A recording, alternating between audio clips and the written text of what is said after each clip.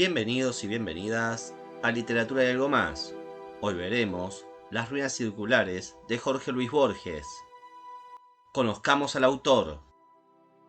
Jorge Francisco Isidoro Luis Borges Acevedo nació el 24 de agosto de 1899 en la calle Tucumán 840, Buenos Aires, pero su infancia transcurrió al norte de su casa natal, en la calle Serrano 2135 del barrio de Palermo, tierras de compadritos y malevos. Era hijo de Jorge Guillermo Borges, un abogado y profesor de psicología con aspiraciones literarias, y de Leonor Acevedo Suárez, uruguaya traductora. En su casa se hablaba en español e inglés, así que desde su niñez Borges fue bilingüe, aprendiendo a leer inglés antes que castellano a los 4 años. Hizo su primaria en Palermo y tuvo una institutriz inglesa. En 1914 su padre se jubiló por problemas de visión y la familia se trasladó a Europa. Para refugiarse en la Primera Guerra Mundial, se establecieron en Ginebra, donde estudió francés y cursó el bachillerato en el Lycée Jean Clavé. Tras la Primera Guerra Mundial, la familia Borges pasó 3 años en Lugano, Barcelona, Mallorca, Sevilla y Madrid, y participó del movimiento literario ultraísta que luego encabezaría en Argentina. Colaboró en esta época en las revistas Ultra, Grecia, Cervantes, Hélices y Cosmópolis.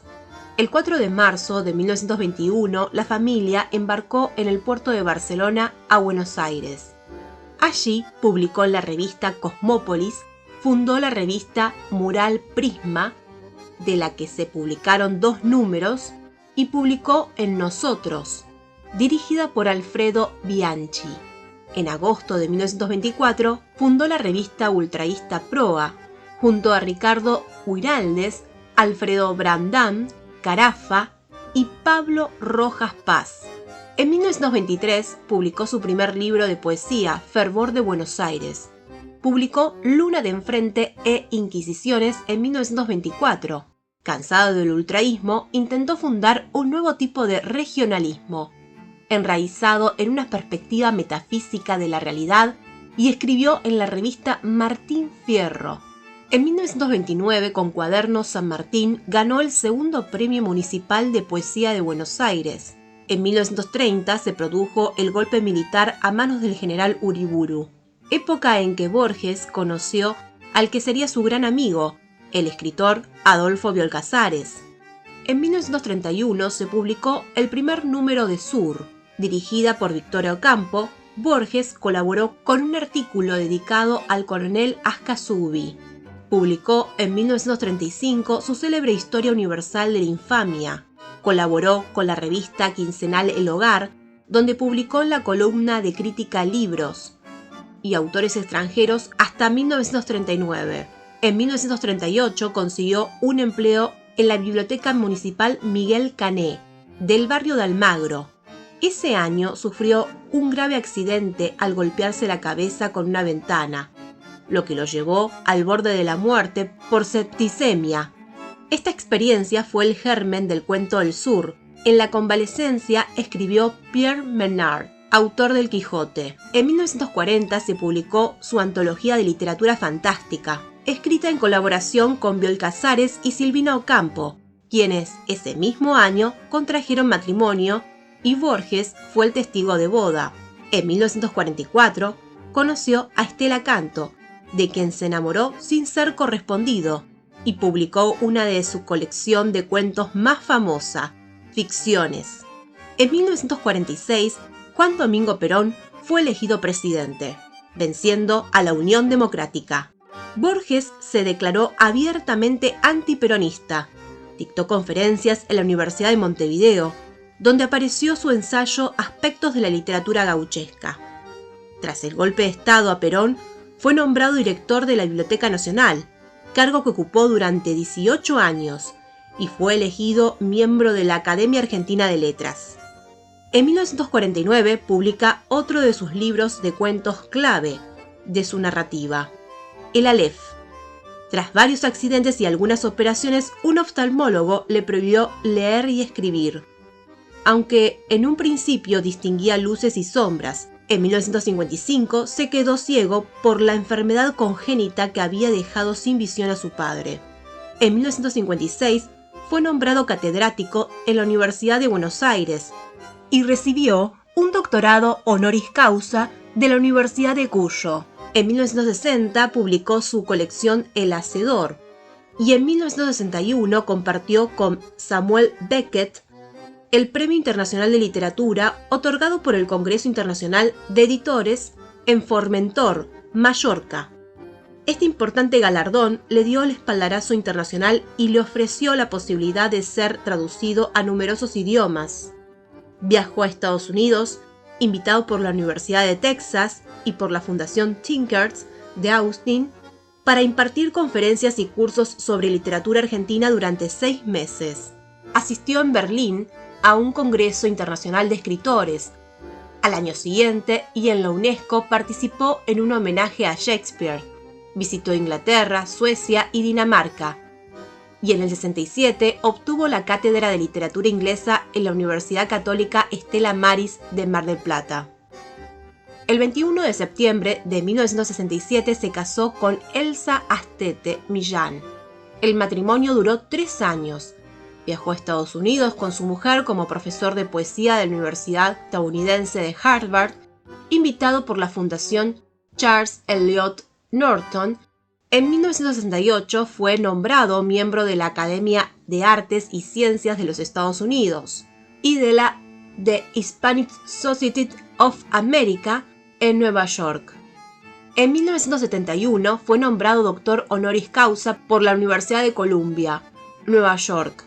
En abril viajó a Londres, invitado por el Instituto de Arte Contemporáneo, que lo incorporó como miembro de su cuerpo docente.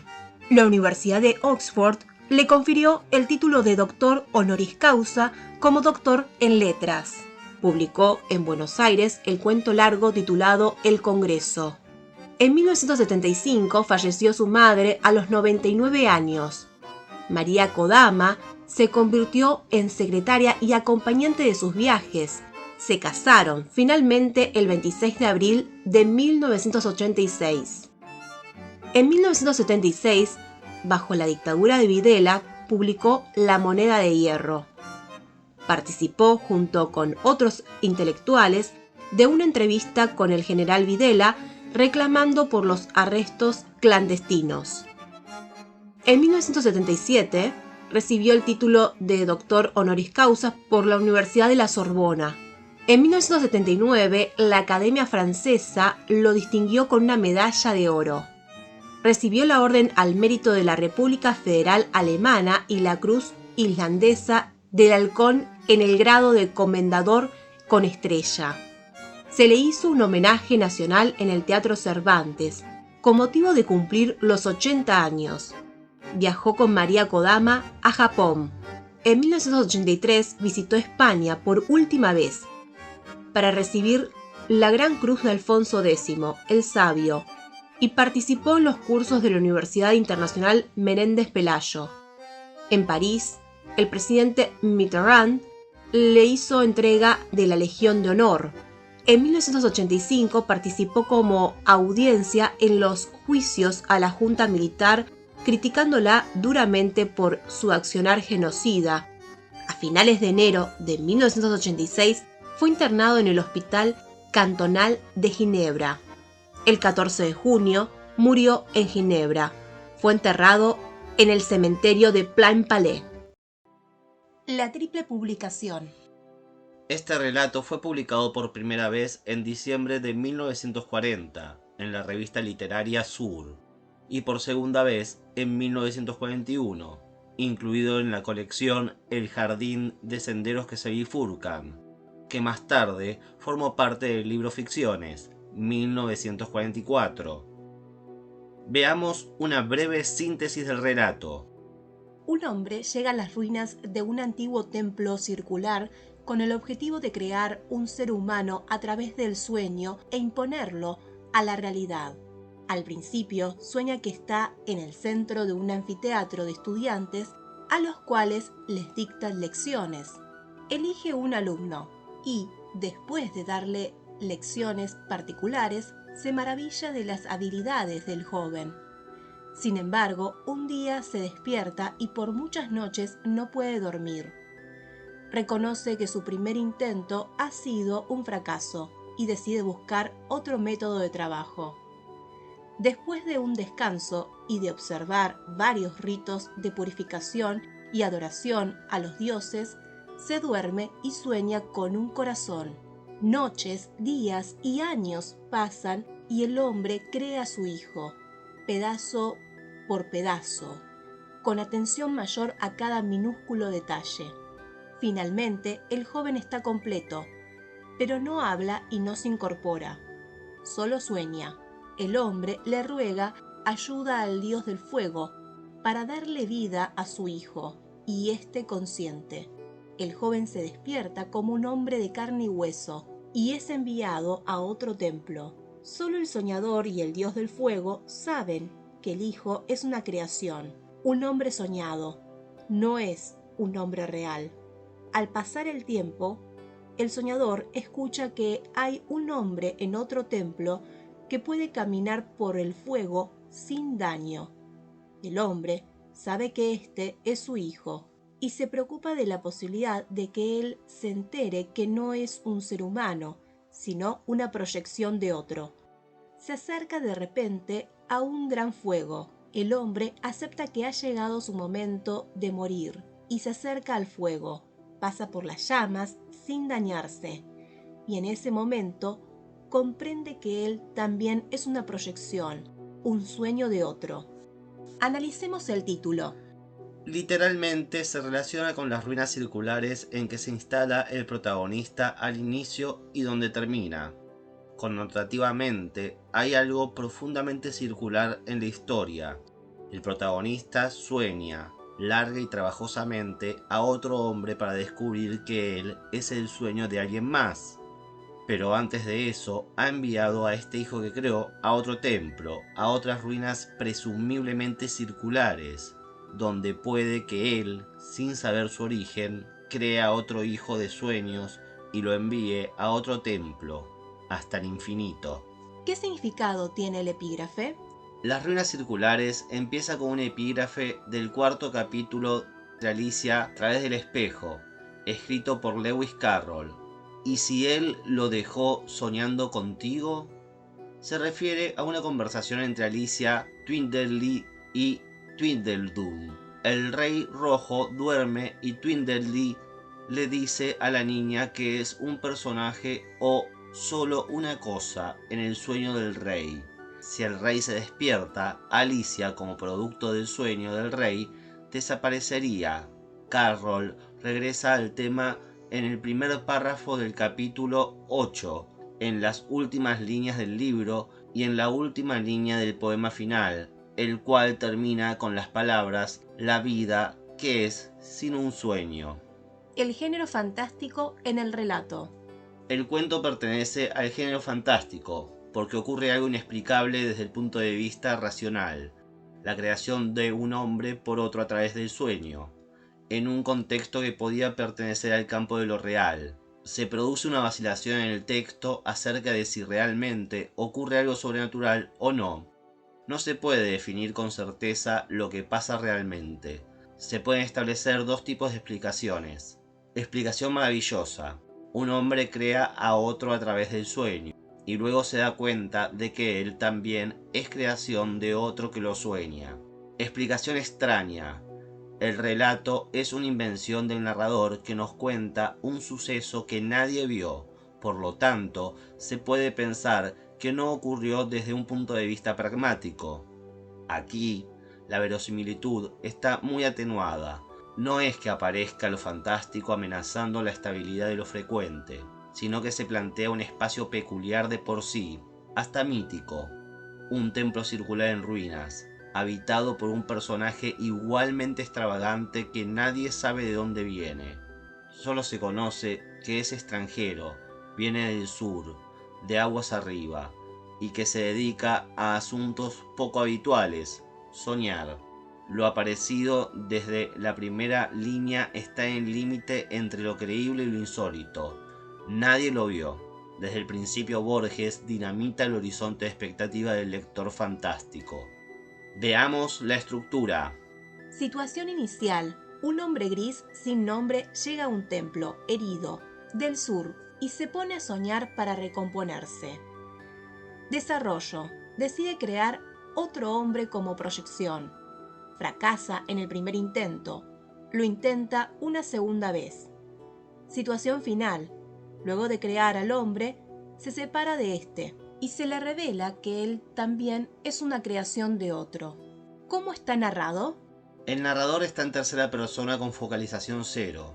Tiene mayor conocimiento que los personajes. Narra sucesos que estos no pueden ver y sus impresiones, por otro lado, no hacen foco específicamente en un personaje, aunque le da prioridad a la figura del soñador que es el protagonista. Espacio y tiempo. El lugar en el que transcurre la acción es el vago ámbito legendario abierto, en el cual el fango sagrado, la selva, el río, el templo circular coronado por un dios de piedra configuran un carácter poético y misterioso que acentúan la atmósfera de irrealidad. El tiempo relato es cronológico, adobo, ya que las acciones detalladas son contadas linealmente desde el inicio. ¿Qué influencias tiene el relato?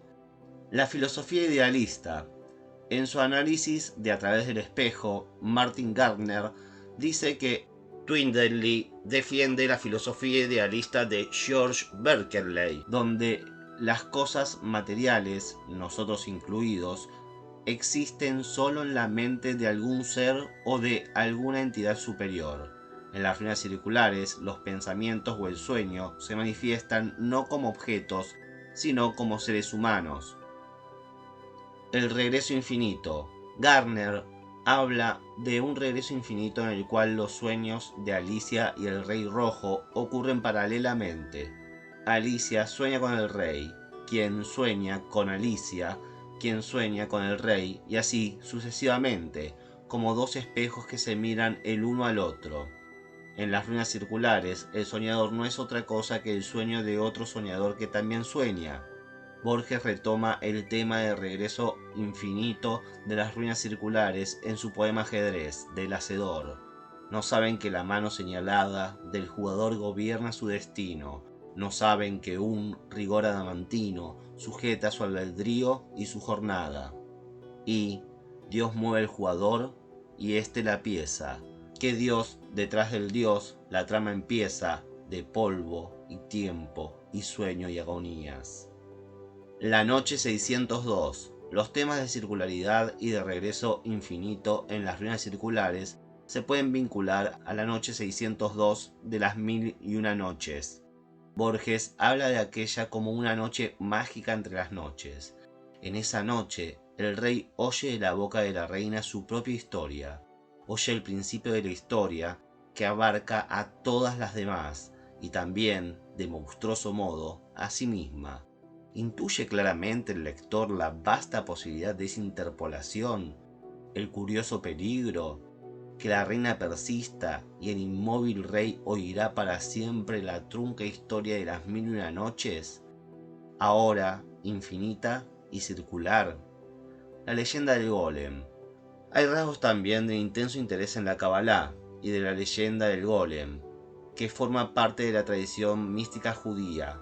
Según el crítico Jaime Alasraqui, las ruinas circulares y el poema de Borges, El Golem, son una variación del mismo tema. En el prólogo a su colección de poemas El Otro, el mismo, que incluye el poema El Golem, Borges dice: en Ludwig, al borde del desierto, una alta muchacha me preguntó si al escribir El Golem yo no había ejecutado una variación de las ruinas circulares. Le respondí que había tenido que atravesar todo el continente para recibir esa revelación que era verdadera. La filosofía budista. También se puede relacionar a la creencia budista del mundo como un sueño de alguien o de nadie. En el ensayo Formas de una leyenda, Borges nos dice que las religiones del Indostán, y en particular el budismo, enseñan que el mundo es ilusorio. Para explicar este concepto, Borges sigue minuciosa relación del juego de un Buda, quiere decir Lalita Vistara. Según Winternitz, un juego o un sueño es para el Mahayana, la vida del Buda sobre la tierra, que es otro sueño. La idea del mundo como un sueño se puede vincular también al filósofo alemán muy admirado por Borges, Arthur Schopenhauer, y sus teorías idealistas sobre el budismo y la voluntad. El creador y el creado. Identifica en esta duplicación circular la existencia de y la relación entre creador y creado. En el ensayo Magias parciales del Quijote, Borges concluye: creo haber dado con la causa. Tales inversiones sugieren que, si los caracteres de una ficción pueden ser lectores o espectadores, nosotros, sus lectores o espectadores, podemos ser ficticios.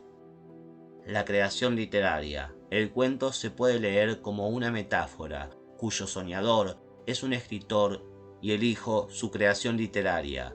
Por medio de la ficción, Borges expone sus ideas acerca de la creación artística definiéndola como un sueño dirigido, deliberado. El nuevo ser creado por el soñador no puede tomar vida hasta que es mandado a otras ruinas. Igual es para el escritor quien presenta su obra al mundo como una creación autónoma, que es leída e interpretada por el lector, ya con su propia vida e independiente del escritor. Para finalizar, veamos a los personajes. El soñador es un personaje protagonista, ya que en él se focalizan las acciones. Su propósito y su destino era soñar un hombre perfecto. Su única tarea era dormir y soñar. Mago dedicado y concentrado en su propósito. Al final, entendemos que él también es un sueño.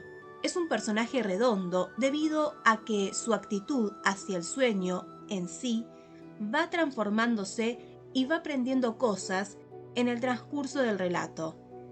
Entiende su fracaso, lo asimila y termina logrando su objetivo. El soñado es un personaje secundario. Es creación del soñador. Sale de entre varios estudiantes de aquel que son personajes terciarios. Y finalmente se presume que repetirá la historia de su creador. Eso es todo, amigos y amigas. Hasta la próxima tertulia literaria.